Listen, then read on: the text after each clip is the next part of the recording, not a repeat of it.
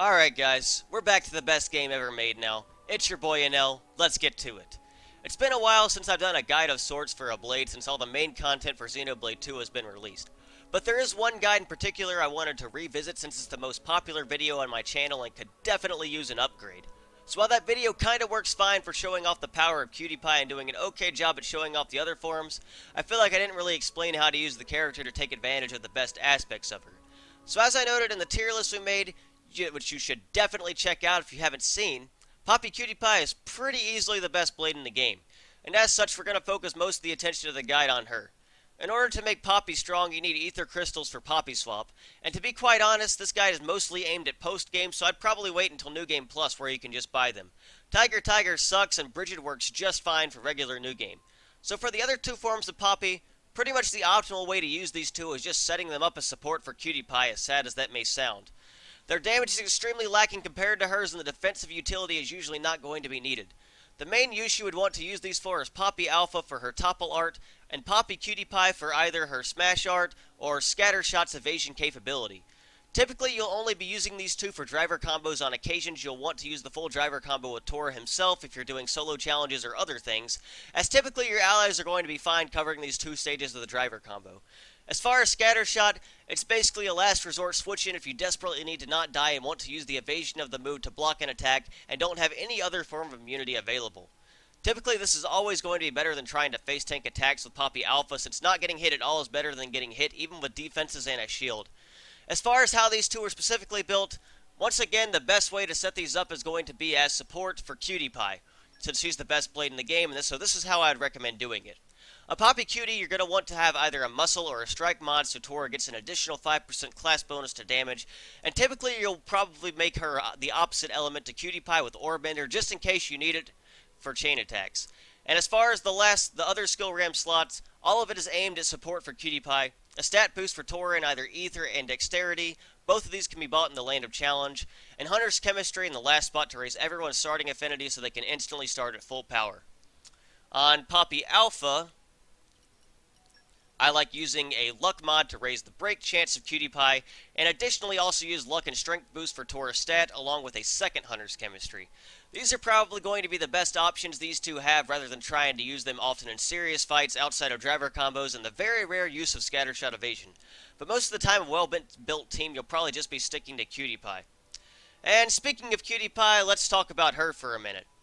So let me quickly summarize everything she can do. Poppi Cutie Pie is a blade who can be any element type and can equip 6 slots worth of aux core and accessory effects. You can also modify the abilities of her specials and the effect of whatever her level 3 special is at will to apply to her level 4. Cutie Pie has both a launch and a break art, as well as a self-heal art. You can build her to have some of the highest DPS in the game, function as an excellent setup blade for fusion combos, or you can make her a nearly unkillable super tank. You can even set her up to heal teammates on specials if you really want to. There's absolutely no limit to the versatility of this blade, and she can do nearly everything almost better than anyone else. So with that being said, what is the proper way to play Cutie Pie? Well, it often depends on what you're trying to accomplish. In almost every scenario, an offensive damage-oriented Cutie Pie is going to be the best way to go. And typically the best options are going to always be fusion combo focused, taking advantage of the strongest tool she has at her disposal. Her 3-hit break art, which is by far the best in the game, and the main reason she's actually the best. With this break art, she can perfectly set up powerful fusion combos for chain attacks much easier than any other blade for normal mode, and she can reliably do damage over time fusion combo strategies on Bringer of Chaos. It's also just typically good to be able to driver combo enemies even if you aren't optimized or going for the fastest options for killing, because they can't really do anything to you if you're driver comboing them. That's why in basically every scenario except against Ophion, who's the only enemy in the game immune to break, you should always have either a Mastascope or a Beta scope equipped on Tora. This accessory is extremely good, and combined with the 3 chances to break you have on Speedy Sword, you have a very high probability of breaking almost any enemy in the game. As far as other accessories, there's about 5 options depending on what your goal is for a current fight. Crimson Headband is the strongest damage increase you'll be able to use on Cutie Pie, since it's an independent multiplier to all of the additive damage she already has. You'll want to use this most of the time, although there may be a few chain attacking instances where you would not. The other strong accessory is going to be Burst Symbol to increase the starting ratio of chain attacks by 200%, not just for Tora, but for the entire party. If you have a chain attack oriented strategy, this accessory is a must. Another possible accessory to replace the Crimson Headband and chain attack strategies is the Tachyon Scarf, which increases break duration by 64% and can be obtained in challenge mode. Increasing break duration will allow damage boosting fusion combos to last for a longer period of time, which can be very useful for multi-round chain attacks if you need the extra power to kill enemies. I have many guides on this subject already, so I'll only briefly show that later. The other two possible accessories you'll want to focus on if you aren't chain attacking or aren't trying to do damage with chain attacks are the Saber attachment, which increases Tor's auto attack stat by 29%, which is also a good independent multiplier and better than any additive accessory you can use on him like the Abyss Mask, and the Noise Dampener, or high-tech eye patch if you don't have challenge mode or aren't in challenge mode. And this will increase the damage ratio on his arts a significant amount when canceling and is very strong if you aren't planning on using a lot of specials. Outside of these 6 accessories, there isn't a ton of options to consider in 99% of scenarios. The only other thing I can think of is Survivor's Shoes for damage reduction if you want him to be a tank, since the additive loss can very easily be made up. A medal is not necessary since not only does he have a self-healing art, but one of his Poppi swap parts can also be critical healing. So for pouch items, typically the strongest are going to be Victory Smoothie and Clicky Clacks because of the bonuses he gets from each to increase both his arts and special recharge. No combination of items are going to be able to let him infinitely cancel arts, so it's typically fine if he isn't maxed out in this department, and his specials hurt a lot, so I typically like to use him like this. He's also strong on AI characters and they never cancel arts effectively, so only one art recharge item is really needed. So on Cutie Pie herself now, the best core chip is pretty easily Moon Matter, giving her a nice critical rate of 40% and an auto attack stat of 1699. On Poppy Swap, I typically like to stick to a strike mod to increase accuracy, and you can either make this a 5 or a master strike mod depending on your fuel and what you want to accomplish. The element used depends on the enemy you're against. In many cases, you'll just want to match the elemental weaknesses of enemy and possibly take advantage of strong elemental buffs like Adenine and Patroka. But other times, you might want to use Volcano damage over time strategies, which is why I have fire as the general element here. As far as arts cards, you'll always want to have the best buffs for an offensive blade: accuracy, arts boost, and critical up.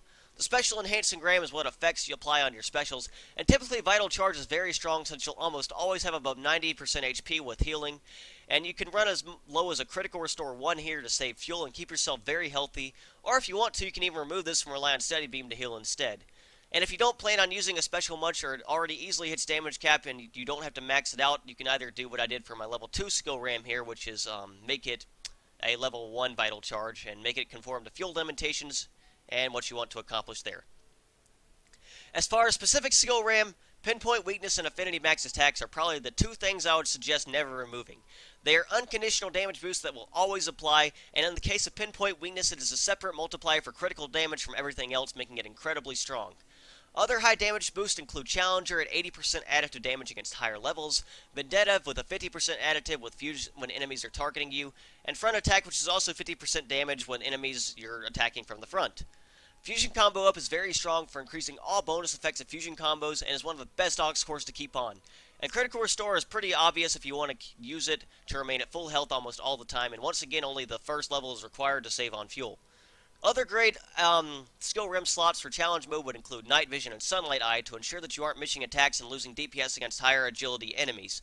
But that's enough of the background information, so I'll link the slides we made for the tier list for her below if you want something more concrete to look at. So let's get into how to properly play this character now. So the first quick thing I want to show off here is just kind of generally how to use the character, and the answer to that is breaks. Lots and lots of breaks, and launching when you're able to. As you're already clearly able to see, the break art is amazing since it hits 3 times, and with Master Scope we can pretty much break this dude almost 100% of the fight. Outside of that, you want to use arts to help your special recharge you a little bit, and use your level 3 whenever you can on a powerful topple or launch, and you will do a lot of damage, much more than any of your arts do, which is why art cooldown doesn't matter a ton. So as you can see, we almost just damage capped heat, and our damage over time effect is over 100,000. Level 3 pierces and is almost as strong as his level 4, so it's actually really strong to use. And here's just going to be another quick example where we're doing like a bunch of damage over 250,000 per hit, and the burnout's going to do damage cap, and the damage over time effect is going to be 177,000 now. So as you can see, Tor just kind of wrecks things. This is normal mode right now. Normal mode. I'm not even using like any like super strong other effects. I don't have Eye on Zeke right now, even though he's using Pandoria. I just have Numa, who doesn't exactly do damage, she just raises critical rate to 100%. And the thing is, he can't even do anything because I'm just driver combo locking him by breaking him whenever I can. These breaks are extremely powerful, and the main thing you're going to want to focus on for pretty much every single strategy. Use break, use launch when you need to, and use powerful specials. So now I'm going to try to show off a more specific chain attack strategy and why you want to use breaks so often for fusion combos. In addition to just being strong to lock down enemies and do extra damage on topple and launches, breaks can also be extremely powerful in their own right and other reasons. I'm going to quickly show that off here by using a chain attack without a fusion combo really quickly. Just a raw chain attack just to show you the damage numbers, and I want you to remember them for later. So if you remember that fusion combo skill ram I had on Tora, that will increase every single effect that fusion combos can have. So if we apply a break or a launch to an already, like, a blade combo, it will increase that duration massively. And if we use a blade combo on top of a driver combo, we will do even more damage than we already would have. It also increases party meter gain, among other things. And I'm going to quickly use this level 1 special here. And as you can already see, I'm basically already at max party meter. So now that we quickly used our very fast level 1 special, which is great for fusion combos, on top of this topple here, you will be able to see just how much extra damage I'm doing. I'm doing nearly double damage now. The 25% from the topple, and then the bonus from the fusion combo, the 80% from Tora. Applying this effect on a break allows it to last for a long time, and it can last easily the entire duration of a 2 or even 3 round chain attack, which can be very useful. So I'm going to set up a blade combo here and do the same thing again on top of a break and just show you just how much extra damage you can do. So in summary here, using your break and then using specials on top of your breaks and then chain attacking afterwards is a good thing, especially if you have multiple orbs and want to burst through the HP of enemies. This works best on normal mode, obviously, since Bringer of Chaos severely nerfs chain attacks. But otherwise, this is something still extremely strong to do, and you can easily hit caps even without burst symbols or without a bunch of damage-increasing effects on your characters. I don't have a bunch of solid damage right now to optimize this. I just wanted to show off raw damage numbers, obviously. As you can see on top of the break, it doesn't do quite as much damage as it does on the topple, since topple also increases damage slightly, but that's not really a big deal. Tora being able to consistently break with Cutie Pie much better than any other character thanks to the 3 hits allows him to more reliably set these fusion combo ups than any other character in the game, and makes him very, very valuable. And especially since his specials can easily hit damage cap. That's Vital Charge 1, by the way, on the special 2, and it easily damage capped. It's just a testament to how strong Cutie Pie is as a blade, and why she's just very valuable on pretty much any party and any setup. So this will be a good example. The break will expire here, and you'll see my damage revert to half of what it was before, as you can see. So that about covers it for the chain attack based break strategies that you can do with Tor. There's one other main strategy I want to show you. You've probably already seen it if you watched my Bringer of Chaos Ken videos, but I'm just going to show another example really quickly. So the other really strong thing that Cutie Pie and all the forms of Poppi can do is damage over time. Now, damage over time was that orange number you probably saw in the first clip, and this number applies every couple of seconds. A percentage of the blade combo damage you do will apply to this on certain blade combos. Volcano has the highest damage over time effect, which is why it is used here.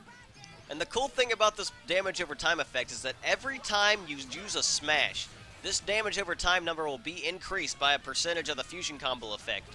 So here the starting damage over time is 480,000. I have Corbin to smash here, and he has 86% fusion combo bonus, the default 50%, and an aux core. So as you can see, my number on that almost doubled. And after a second smash, I've already hit damage cap. So this damage over time effect is going to tick for damage cap as long as the volcano remains active. So by using breaks and by using other effects of the driver combo that we could use with our launch art or with Poppi Alpha's topple or Poppi QT's smash, we can basically make the volcano last indefinitely and indefinitely tick for damage cap. And this is a really powerful effect for dealing with really strong enemies on Bringer of Chaos like this. Especially since chain attacks were nerfed, and especially because keeping enemies driver combo locked with Cutie Pie's amazing break art prevents them from ever being able to attack you.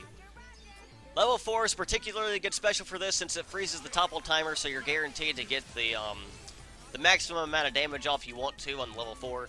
And if you apply a fusion combo to the topple initially before that, that's also a very good thing, so that's why I use Nim on Zeke here.